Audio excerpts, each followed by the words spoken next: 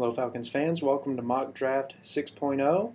I'm J. Michael Moore and you are watching J. Mike's Missives on YouTube. Now if you go over to FalconsLIFE today, you'll find the 6th version of my mock draft on FalconsLIFE, in which I'm going to take a break next week, so the 7th version will actually come just before the draft, and that's so I can, as I say, take a more surgical approach and not focus so much on all the scenarios that could happen and hence put a lot of different picks into the Falcons spot at number 24, but really try to put together what could actually happen on draft day, which I'm sure will be totally wrong compared to some of these other mock drafts out there and totally wrong compared to exactly what happens, but we're in the business of speculation. We're in the business of writing about opinion and just throwing out some ideas. So I appreciate everyone's comments and discussion both here on YouTube and back on the blog at FalconsLIFE. It's been a lot of fun, and we're going to fire it back up here in a couple weeks. But before I do that, I wanted to say the number 24 selection in this week's mock draft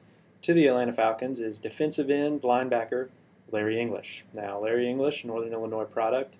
Defensive end, probably more than a linebacker, but he's got that build where he could be a tweener, a hybrid. I remember talking to Steve Weish at the Combine about Larry English in particular, and at that time, back in February, he was a name he threw out that the Falcons could be looking at to address some of the pass rush needs. And when you look at needs on the Falcons defense, you can look at it in two different ways. You can look at it in terms of production, or you can look at it just in terms of straight needs, positions. Not a lot of guys at this position. Lost a starter at this position.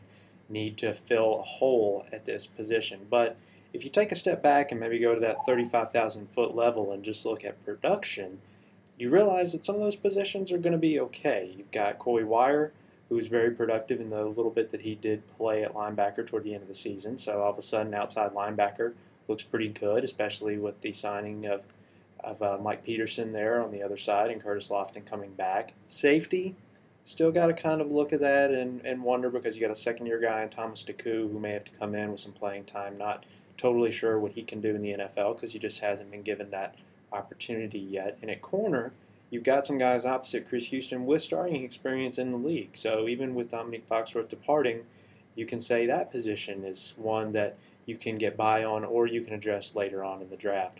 Defensive line, a little bit different. You lose Grady Jackson. You got another spotted defensive tackle. Can Trey Lewis fill it? We'll have to wait and see if he's healthy and if he can return to that mold that made him so successful in his rookie year in 2007. But back to production.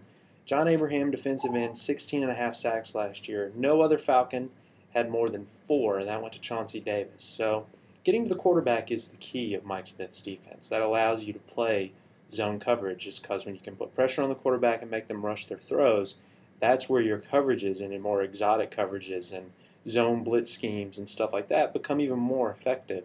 And that's really how they, for lack of a better term, work, is all getting pressure on the quarterback. You look at what he did with Jacksonville, a very solid defensive line with Marcus Stroud and John Henderson in the middle. So defensive tackle is a spot where you could say that's where the heart of this defense is, and that's where you're going to have to maybe start getting your pass rush, or you can go to the other direction and say defensive end, you get somebody opposite of John Abraham that can split some time with Jamal Anderson, move Jamal Anderson defensive tackle, a place where he's played a little bit before. So defensive end is a position that is worth talking about right here at this mock draft spot. Larry English, 31.5 sacks in college, a 2-time MAC Defensive Player of the Year. A defensive end winning that is pretty impressive if you ask me. I don't care which conference you're in to win it twice.